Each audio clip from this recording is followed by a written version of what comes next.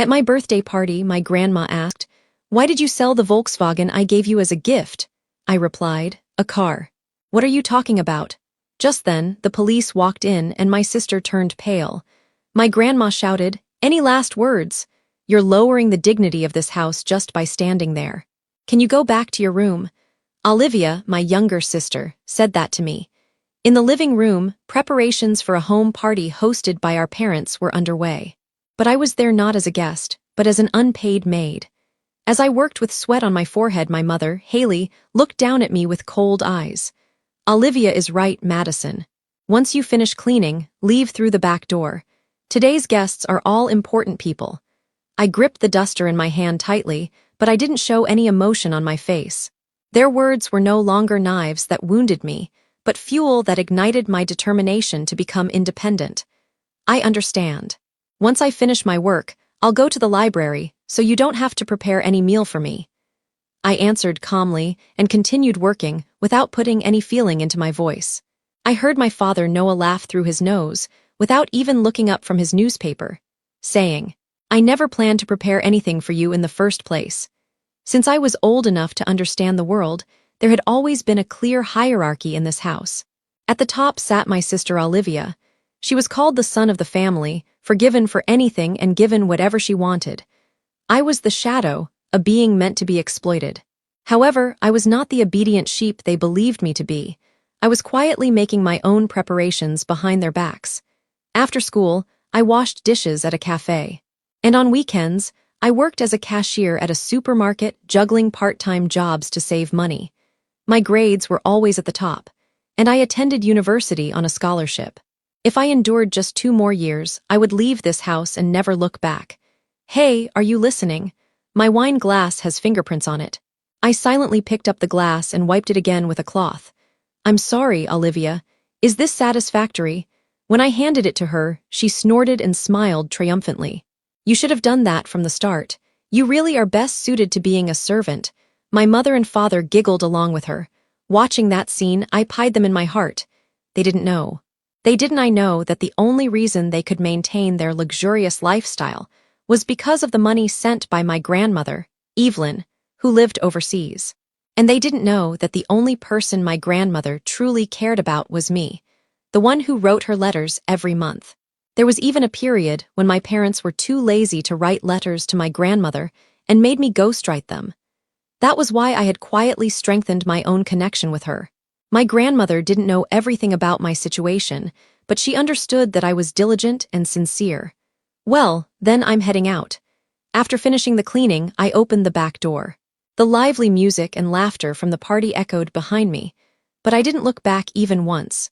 When I sat in my usual seat at the library and opened my reference book, I finally felt my breathing deepen.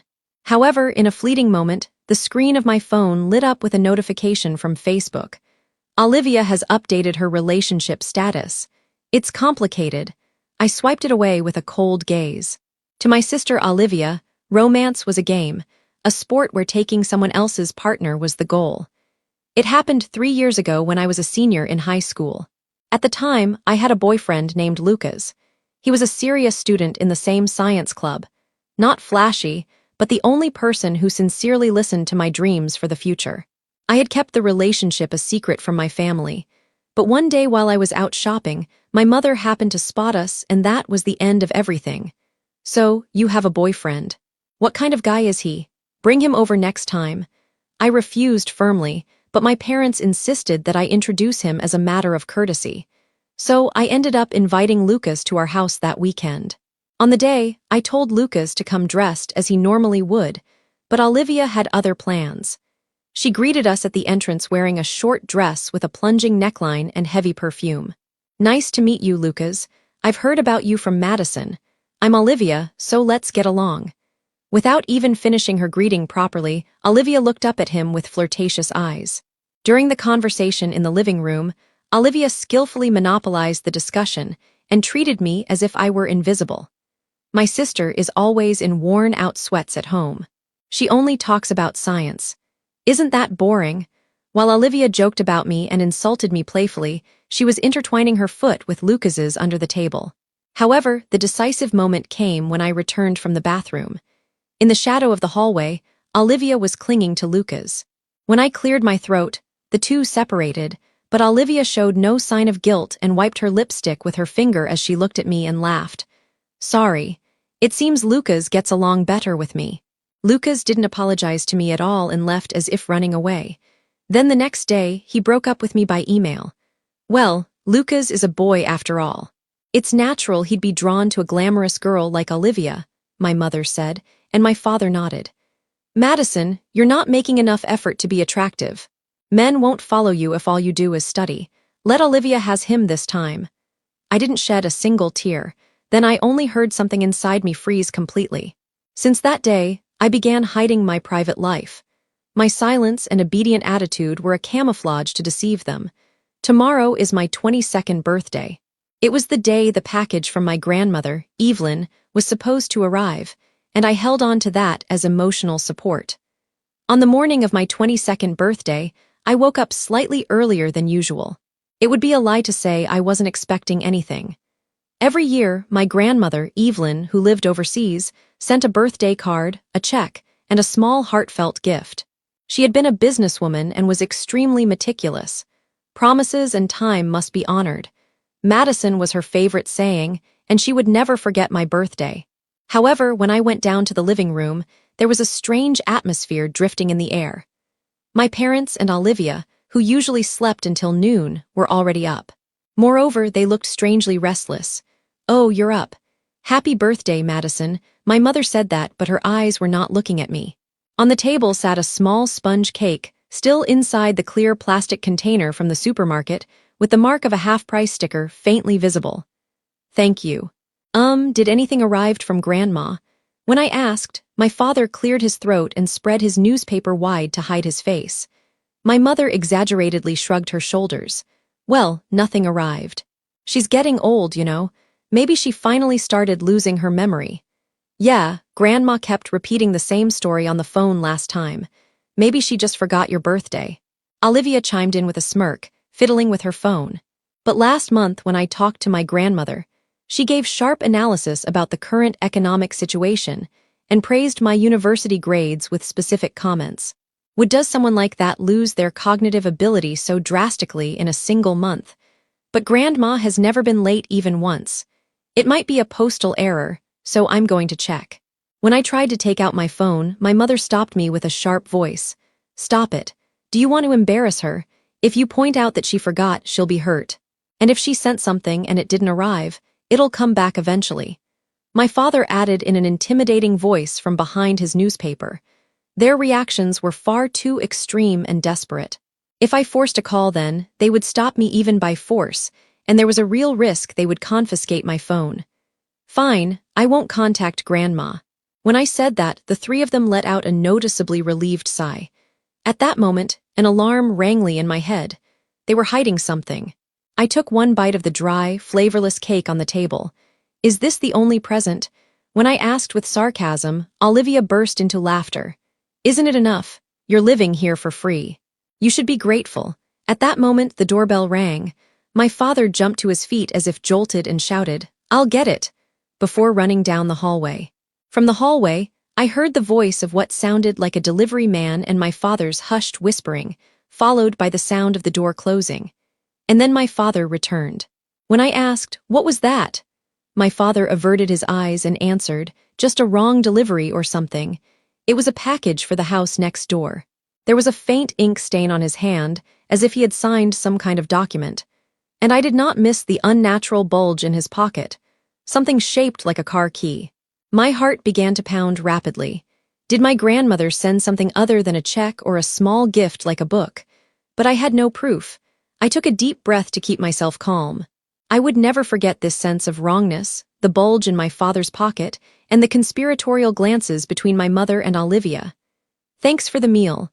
I have a shift, so I'm heading out. I stood up and went back to my room to get ready. A few weeks after my 22nd birthday, our household's financial situation changed as if by magic. My father, Noah, had been laid off years earlier and had not held a stable job since, jumping from shady investment schemes to short-term jobs, failing at each one. And my mother's part-time office job brought in very little. One rainy night, when I came home from my part-time job, the entrance hall looked like the storage room of a luxury boutique. "Look, Madison, this bag is this season's new release. It normally takes 3 months to get one, but I managed to get it specially." My mother gushed like a child, stroking a leather bag that likely cost more than half a year of my part-time wages. "That's amazing. But how did you get all this? Did Dad win the lottery or something?" When I asked, my father, who was polishing a brand new Rolex on the living room sofa, snorted and answered, "I don't leave things to luck like a lottery. My years of investment finally paid off. Cryptocurrency, you wouldn't understand. It was obviously a lie, but they seemed desperate to believe their own fiction." Olivia's change was even more dramatic.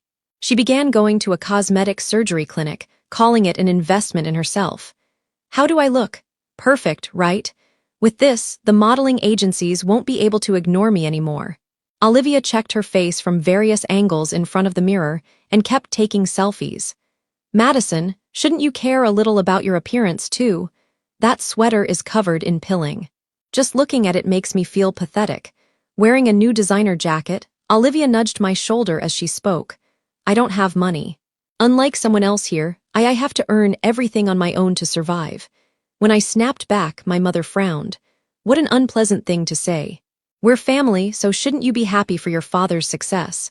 With that miserable attitude, fortune will keep running away from you." Fortune wasn't running away. They had stolen my fortune. They had cashed in whatever extremely valuable thing my grandmother had sent, and they were burning through it. Realizing that truth didn't make me tremble with anger. It filled me with a deep, icy contempt. It would all run dry someday. When that time came, that would be my chance to strike back. So I threw myself even more into my studies and part-time jobs. My only refuge was a quiet corner in the back of the university library, in the old book section, where a few people came. One afternoon, as I struggled with a thick econometrics textbook, a voice came from above me. "That book's chapter 4 is a bit outdated, so you should read the updated supplement along with it." When I looked up, a young man was standing there, a worn white shirt, a slightly faded cardigan. Behind his black-rimmed glasses, his eyes were intelligent and carried a gentle light. That was how I met Mason. Although I was usually wary of others, I found myself opening up to him naturally. He never looked at my worn-out clothes or exhausted face with judgment in his eyes. Over the next several months, we became comrades who spent time together in the library. He laughed and said, "I'm just a broke student, you know." He always drank the cheap coffee from the university cafeteria, and he got around by bus or bicycle, so I never doubted his words. "Madison, you're amazing. No matter how tough things get, you keep trying to carve out your own path. That kind of strength isn't something everyone has." When Mason said that, as we walked across the campus at sunset, I felt for the first time that my life had been acknowledged. We naturally grew closer and began dating. However, secrets never stay hidden for long. One weekend, while I was working at the cafe where I had my part-time job, a black luxury car pulled up outside. An elderly gentleman in a tailored suit stepped out. When he entered the shop, he didn't approach me behind the counter. He walked straight toward Mason, who was sitting in the corner reading a book while waiting for me. "Sir, it's time. The board meeting is about to begin." I froze in the middle of taking an order, staring at them in disbelief. That night, Mason appeared in front of my old apartment building and confessed an astonishing truth. He was the heir of one of the most powerful real estate conglomerates in the country, the Harrison Group. "I'm sorry I didn't tell you. A lot of people approached me for my family or money. I wanted you to see me for who I am." He held my hand nervously. Instead of getting angry, I ended up laughing. What a coincidence. I've been looking for someone who sees me for who I really am, too. We shared our secrets, and our bond grew even stronger. But when Mason dropped me off at home one evening, Olivia happened to see it through the window. Unbelievable. My plain shabby sister is dating the heir of the Harrison Group. You really never know what life has in store. The next night, while I was studying in my room, Olivia barged in without even knocking. In her hand was a tablet showing Mason's photo and his corporate profile. It seemed she had figured it out from the license plate of the car she spotted last night. "He's just a study partner. It has nothing to do with you." When I brushed her off coldly, my parents appeared behind her. If you've become acquainted with such a wonderful young man, it's only proper to invite him here and introduce him. Invite him to dinner this weekend. No, you're planning to take advantage of him. When I refused, my mother's expression changed instantly. How dare you speak to your parents like that? If you won't invite him, we'll go to your university ourselves and talk to him directly. Maybe we should tell him, our daughter doesn't follow the rules at home and we're very troubled. How about that? Forced by their threats, I reluctantly agreed to the weekend dinner. On Saturday night, our dining room was decorated like a noble family's banquet hall. When Mason arrived, my parents greeted him with the most saccharine voices they could muster. But the most bizarre one was Olivia. She appeared in a crimson dress cut nearly down to her navel, reeking of heavy perfume. Nice to meet you, Mason. I'm Olivia, Madison's younger sister. Thank you for taking care of her. While greeting him, Olivia placed both her hands over Mason's and stared directly into his eyes. During dinner, Olivia forced herself between Mason and me.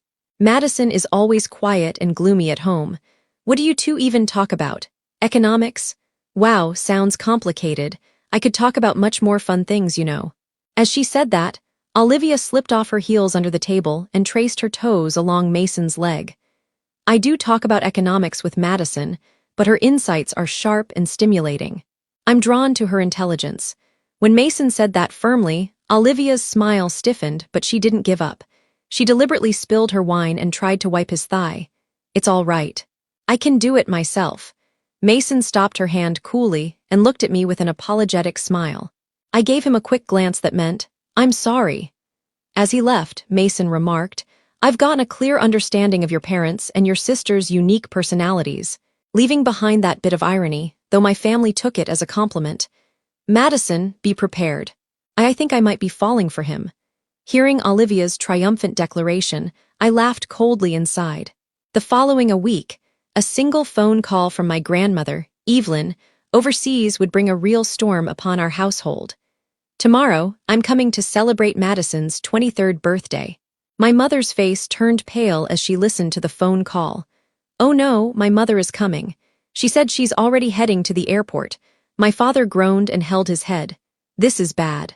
She has sharp intuition. If she sees how we're living now, she'll suspect where the money is coming from. That's not all, Olivia shouted.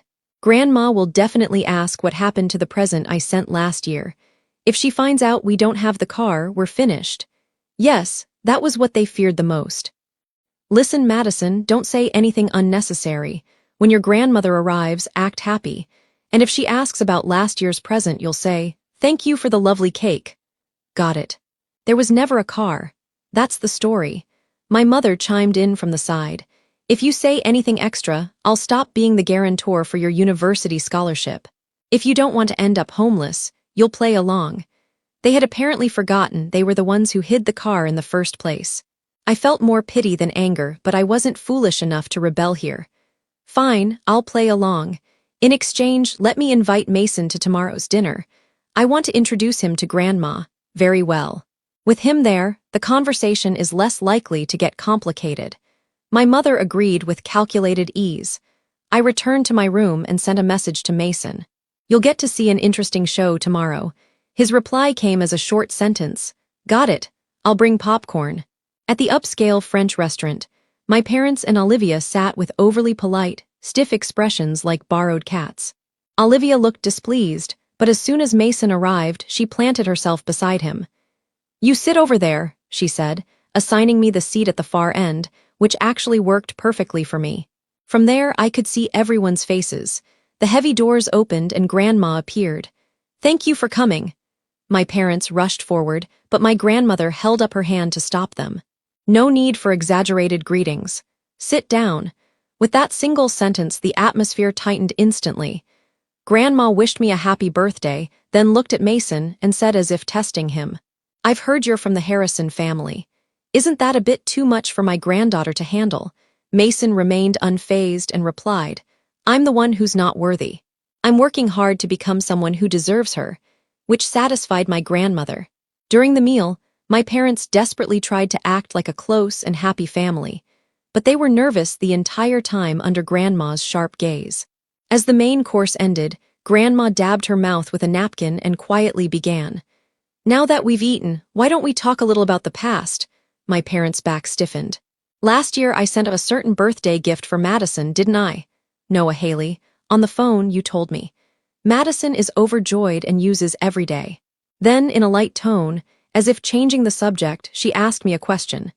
Madison, did you like the Volkswagen I sent you last year? I chose it because I thought it would be useful for you to commute to university. For a moment, time seemed to stop. I clenched my fist under the table, looked straight into her eyes, and said, "A car? What are you talking about, Grandma?" I answered with genuine astonishment. I never received any car. All I got last year was a supermarket sponge cake and the message that you were getting forgetful and had forgotten my present. My father shot to his feet as if jolted. Madison, are you so nervous that your memory is fading? The car is in the garage. You're just taking such good care that you don't drive it right. He grabbed my shoulder tightly and threatened me with his eyes. No, Dad. Stop lying. The garage is empty. What I saw was you holding the car key while whispering on the phone. And it was the very next day, our house suddenly filled with designer goods. Silence, my mother yelled. You ungrateful child. Mother, don't believe her. She's always had a habit of making things up. It's clear who's lying just by looking at your faces. Grandma's voice was cold enough to freeze the air. At that moment, Olivia spoke in a trembling voice. I don't know anything. I had nothing to do with it. She tried to cling to Mason with teary eyes. Mason, please believe me. Mom and Dad just said they had some extra income. I never imagined it was the money from selling Madison's car. Olivia betrayed our parents, trying to save only herself. You couldn't possibly not have known. Mason removed her hands with a cold expression.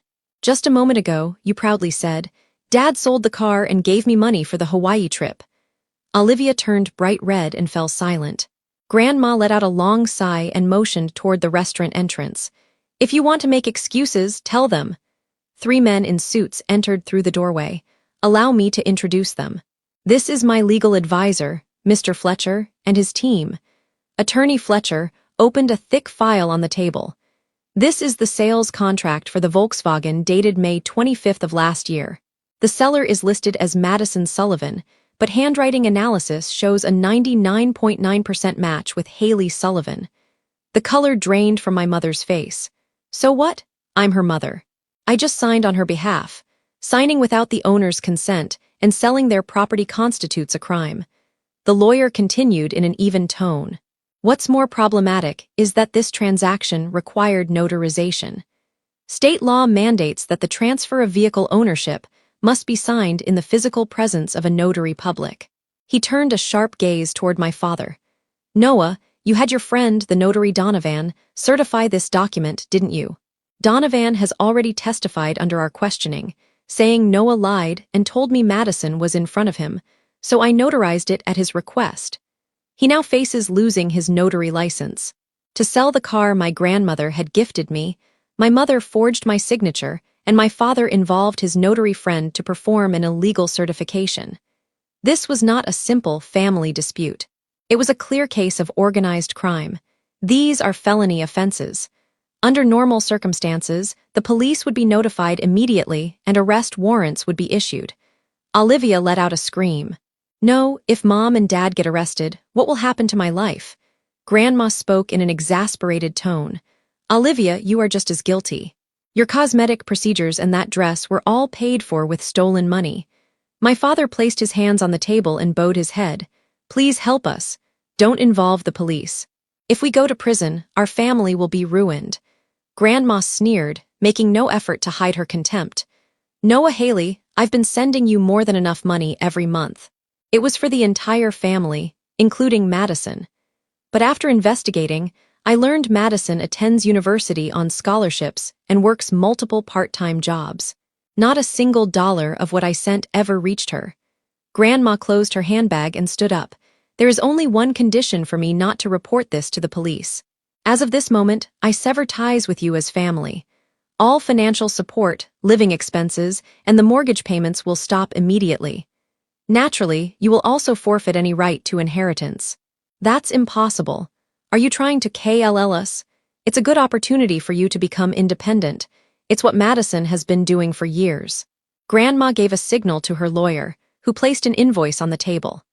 By the way, as for today's meal, Miss Evelyn will only be paying for her own portion as well as Madison's and Mason's. You must pay the remaining 3 meals and the private room fee totaling $3,500. $3,500. The head waiter approached coolly. If you don't pay the amount in full, we will have to call the police. Grandma extended her hand toward me.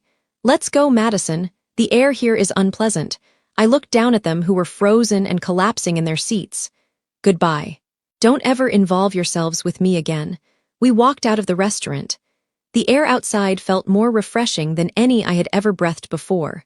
After that at night, I accepted my grandmother's offer to leave the country where I was born and raised without hesitation. After completing the credit transfer procedures with my university, I moved to the beautiful cobblestone city where my grandmother lived. For me, it was a new canvas, a place where the painful past did not exist. Thanks to my grandmother's connections, I was able to secure a position at a major corporation known to everyone in the region. Of course, Grandma's philosophy was, I'll give you the opportunity, but you must produce the results yourself. Determined to meet her expectations, I worked relentlessly, and within 6 months of joining, the company was entrusted with an important project. And so I began to build my career through my own efforts. On one sunny weekend, my grandmother winked at me in front of her garage. This time it's truly a gift for you. No one will ever take it away from you. There sat a brand new Volkswagen shining in the sunlight. I held back tears as I embraced my grandmother. Thank you, Grandma, I'll treasure it. Waiting there with a gentle smile was Mason, who had become my fiancé. After graduating from university, he had been appointed to oversee an overseas branch of his family's corporate group, and he chose to come to this country with me. As for my sister Olivia, there is a postscript. Since that day, she has apparently tried several times to contact Mason. She sent persistent messages through Messenger, such as, "My sister is deceiving you, and I'm the one with the proper background for you." But Mason ignored every one of them. And when we officially announced our engagement, and our photos from our debut in the social scene made the news, her ambitions were utterly crushed. The sister who once stole my first love and tried again to take away the best partner I had ever found, was ultimately forced to accept total defeat before the overwhelming disparity and Mason's rejection. Meanwhile, what happened to my parents and Olivia was nothing less than tragic. According to what I heard through rumors, they were unable to pay the expensive bill at the restaurant that night and ended up in a police incident, and the story spread quickly, causing them to lose their social credibility. Furthermore, after Grandma completely cut off all financial support, they fell behind on their loan payments and had their pretentious mansion repossessed, eventually being forcibly evicted. Now, the 3 of them live day by day in a damp, moldy, tiny apartment in a dangerous part of the city. Olivia, who had never worked a day in her life, now seemed to be making a living through a low-wage part-time job, though it didn't appear to be able to last for long. One evening, after I finished work, my phone rang with a call from an unknown number. When I answered, I heard a voice I recognized, my mother's. Yet it held none of its former intimidation, only weakness and exhaustion. "Madison, please don't hang up, help us. We don't even have food. The electricity is about to be shut off. We're family, aren't we? I heard you're living well now, just a little. Could you send us something?" Her selfishness didn't anger me anymore. I felt only pity.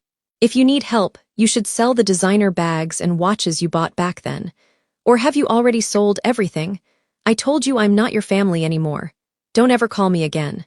I hung up before she could respond and blocked the number. "Shall we go, Madison?"